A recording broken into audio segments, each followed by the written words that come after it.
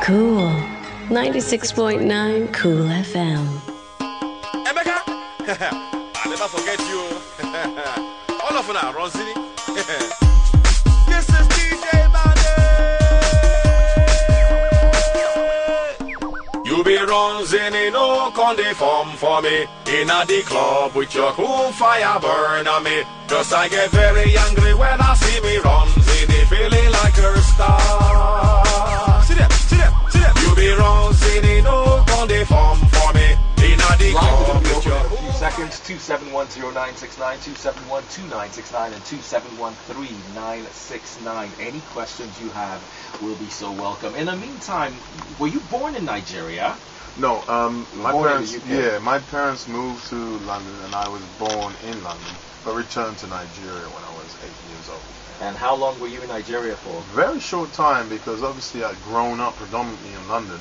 I stayed for about a year, and then returned back to a foster family in England, where I stayed until I was about 16. And in my teenage years, I made frequent trips to Nigeria, and so many times. Okay, a final question right now before I play some music. I watched Get Rich or Die Trying, the movie, and I think your performance there was phenomenal because it required real acting. And you didn't have a British accent there. How were you able to do that? Well, that's what it is to be an actor. You have to become another character outside of yourself. That's what a true actors and artists do. And it's a very challenging part to play.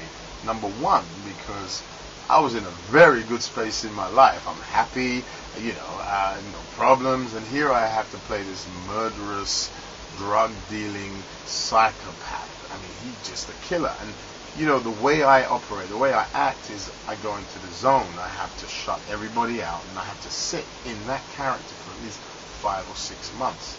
Add to that I had a different accent.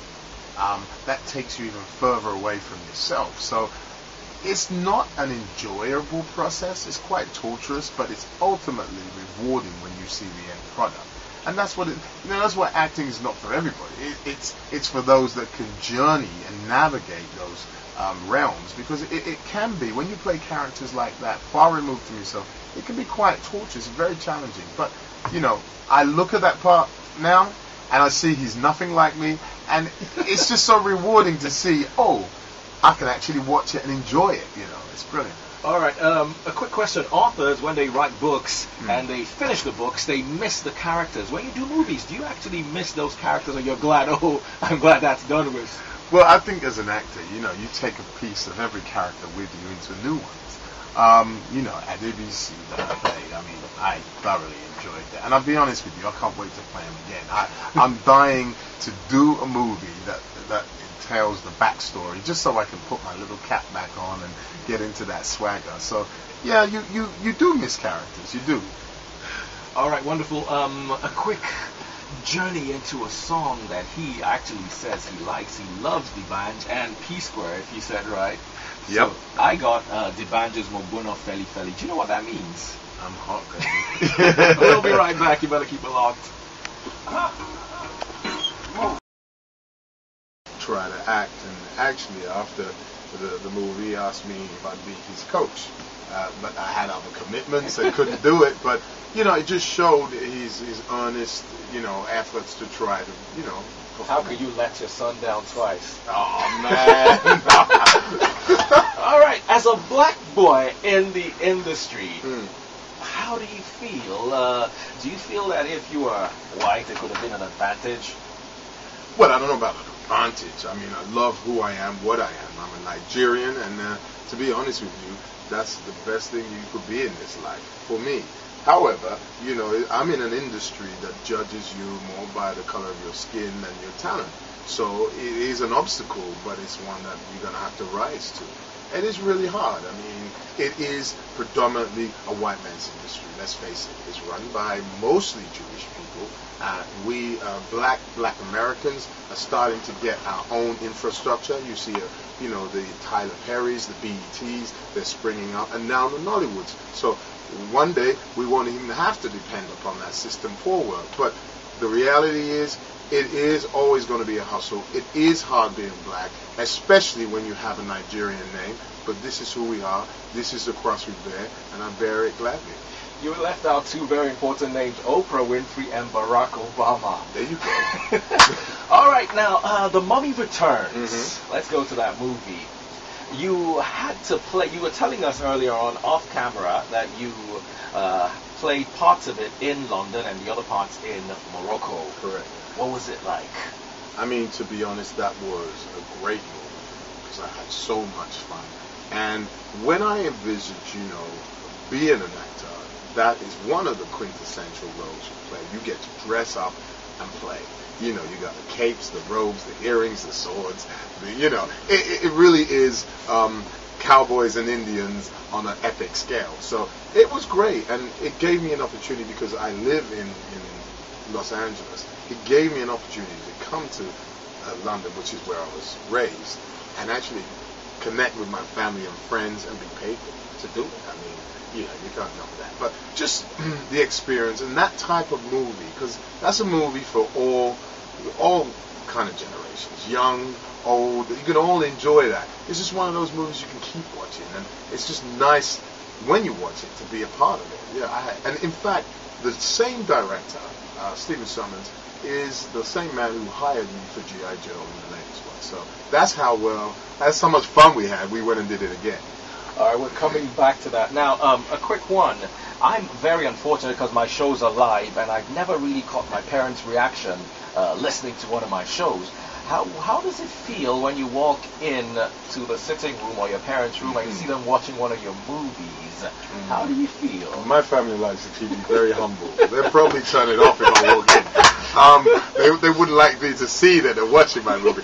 No, I'll be honest with you. That is one of the pride and joys when you see your family not only proud of you, but also enjoying it. I mean, I've had my mother and my sisters come to the award shows in Los Angeles, ride the limousines, drink the liquor in the back, they've done it all. I mean, it's unbelievable. But so, I mean, that's the joy of success. When you can share it with your family and friends, it actually means something. They're very proud. It took a long while getting there, but they're there now. When we come back, we'll be talking about G.I. Joe, the biggest grossing movie of 2009, if I am correct. Correct. And how much of the ching-ching came, if you're willing to disclose.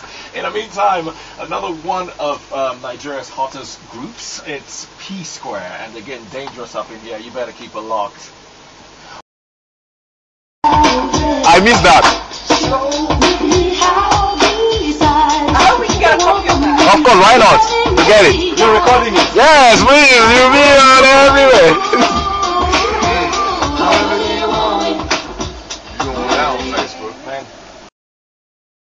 Bird over there, so if anybody wants to come over and get themselves something, that's where I'll be on Saturday.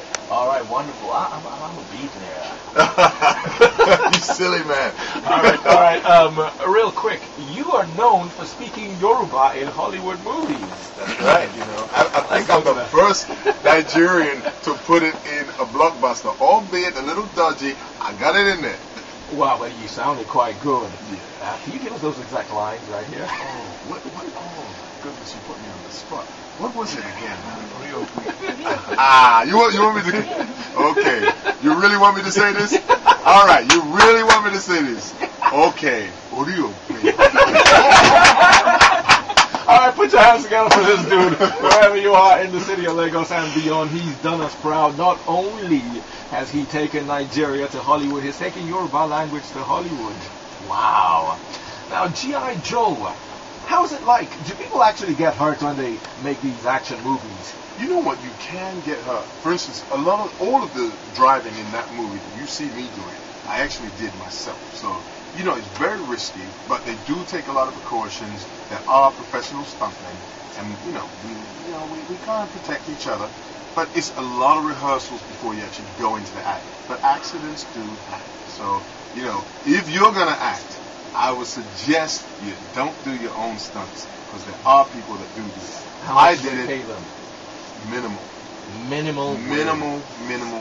These are crazy people who love breaking bones. Wow. God bless them. Okay. Because they save our butts. Igbo boys, now you hear. It is 96.9 Cool FM. We've been having Adewale Akinnuoye-Agbaje. He's a wonderful guy, and I've loved every second of hanging out with him. And if you want a prize today, come on to the Cool Station on Friday next week to pick up your prize. Thank you so much for stopping by, and I do hope to see you on Saturday at the cinema, and I do hope to watch the movie with you present. Listen, it's been my honor and pleasure. This was the first radio station that I gave an interview to when I first came to Nigeria in 2006, and it's great to return to such love and enthusiasm. It's my pleasure. Thank you for having me. Thank you for coming, and I'm looking forward to doing this again sometime soon. Yo, Joe. Take care of yourself and have a beautiful weekend and enjoy what's left of your stay in Nigeria.